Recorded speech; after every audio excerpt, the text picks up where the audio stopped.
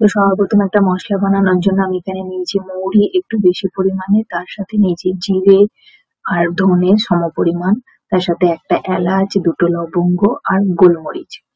তো এই সমস্ত কিছু শুকনো খোলায় ভেজে নেব 1-2 মিনিটের মতো। তো সমস্ত কিছু কড়াইয়ে দিয়ে দিলাম, 1-2 মিনিটের মধ্যে একটু নাড়াচাড়া করে নেবো, হালকা ভাজা হলে কড়াই থেকে নামিয়ে নেব। এরপর ওই কড়াইয়ে দিয়ে আমি তেল দিয়ে এতে দিলাম স্লাইস করে কুচিয়ে রাখা পেঁয়াজ অল্প পরিমাণে। তো পেঁয়াজ দিয়ে ভালো করে তেলে নেড়ে চেড়ে দিলাম, হালকা একটু ভেজে নেব, বেশি ব্রাউন করে ভাজতে হবে না। তো হালকা ভাজা হয়ে গেছে, 1-2 মিনিটের মতো ভেজেছি আমি হালকা সটে করে নেবার পর। এরপর এতে দিয়ে দেবো একটু বেশি পরিমাণে কুচিয়ে রাখা টমেটো। আজ আমি আপনাদের সাথে শেয়ার করছি কড়াই পনির রেসিপি। রেসিপিটি ভালো লাগলে অবশ্যই একটি লাইক করবেন এবং স্পাইস রান্নাঘর চ্যানেলে প্রথম এসে থাকলে চ্যানেলটি সাবস্ক্রাইব করে নেবেন। টমেটোটা দিয়ে ভালো করে মিক্স 2 মিনিটের জন্য আমি কুক করে নেব। তো 2 মিনিটেই কিন্তু টমেটোটা অনেকটা সফট হয়ে যাবে। তো টমেটোটা দেখুন অনেকটাই সফট হয়ে গেছে। এখন আমি গ্যাসের ফ্লেমটা অফ করে এই মশলাটাকে ঠান্ডা করে নেব। মশলাটা ঠান্ডা হয়ে গেছে, এখন এই যে ড্রাই রোস্ট করা মশলাটা ছিল তার সাথে এই ঠান্ডা করা পেঁয়াজ টমেটোর এই মশলাটা দিয়ে সমস্ত কিছু মিক্সার গ্রাইন্ডারে একবারে একটা স্মুথ পেস্ট বানিয়ে নেবো। এতে কোনো জল দেবার দরকার নেই, নর্মালি এটা স্মুথ পেস্ট হয়ে যাবে। এখন আমি অন্য আরেকটা কড়াই বসিয়ে নিয়েছি আর এদিকে দেখুন এটা স্মুথ পেস্ট আমি বানিয়ে নিয়েছি। তো কড়াই আমি দিয়ে দিচ্ছি 2 চামচের মতো বাটার। এতে কিন্তু অবশ্যই বাটার দেবেন, ঘি দেবেন না, ঘিতে কিন্তু আলাদা টেস্ট আসে আর বাটারে আলাদা ফ্লেভার আসে।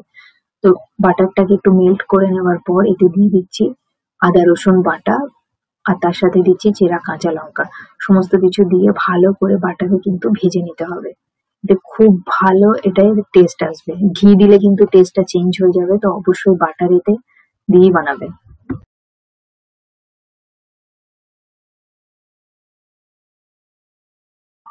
1 মিনিটের মতো আদা রসুনটা একটু ভালো করে ফ্রাই করে নিলাম বাটারের মধ্যে। ভেজে নেবার পর এখন এতে দিয়ে দেবো কিউব করে কেটে রাখা পেঁয়াজ আর ক্যাপসিকাম। তো পেঁয়াজ গুলোকে এইভাবে শেলগুলোকে আলাদা করে কিউব করে কেটে নিয়েছি আর ক্যাপসিকাম গুলোকেও কিউব করে কেটেছি। তো কিউব করে কেটে রাখা পেঁয়াজ ক্যাপসিকাম দিয়ে একটু নেড়ে চেড়ে মিক্স করে দেবো।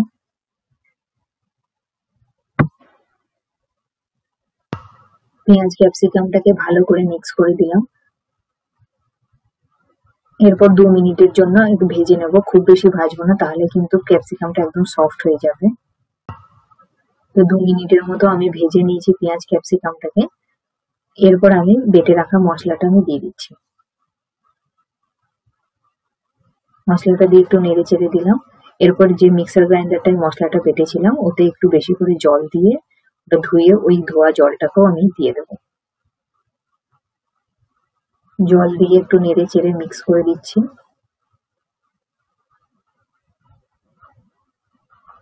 এখন এতে দিয়ে দেবো পরিমাণ মতো নুন।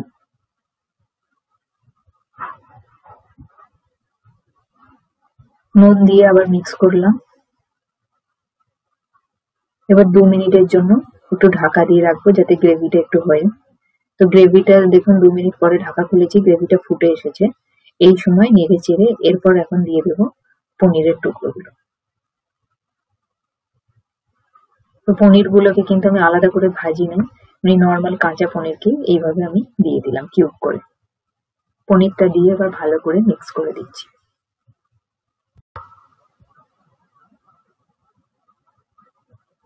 পনিরটা দিয়ে হালকা হাতে ভালো করে মিক্স করে দিলাম। এরপর ঢাকা দিয়ে দেবো এবং 3-4 মিনিটের জন্য একটু কুক করে নেব। তো 3-4 মিনিট বাদে এখন ঢাকনাটা খুলছি।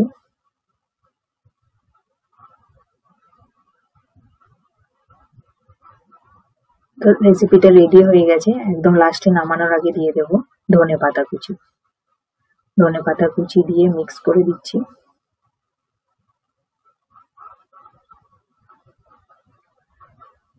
মিক্স করে এরপর এই সময় এখন ঢাকা দিয়ে দিলাম এবং সাথে সাথে গ্যাসের ফ্লেমটা অফ করে 3 মিনিটের জন্য স্ট্যান্ডিং টাইমে রেখেছিলাম।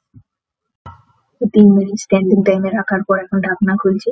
তো দেখুন রেস্টুরেন্ট স্টাইল কড়াই পানির বাড়িতে খুব সহজেই তৈরি হয়ে গেল। এইভাবে কড়াই পানির বাড়িতে বানিয়ে অবশ্যই একবার ট্রাই করবেন। লুচি, রুটি, পরোটা, নান বা ভাত সমস্ত কিছুর সাথেই কিন্তু সার্ভ করতে পারেন। খেতে খুবই ভালো লাগে। অবশ্যই রেসিপিটি ট্রাই করবেন এবং আমাকে কমেন্ট করে জানাবেন কিরকম লাগলো। রেসিপিটি ভালো লাগলে একটি লাইক করবেন এবং স্পাইস রান্নাঘর চ্যানেলে যদি প্রথম এসে থাকেন তো চ্যানেলটি সাবস্ক্রাইব করে নেবেন। তো দেখা হচ্ছে পরবর্তী কোনো নতুন রেসিপি ভিডিওর সাথে।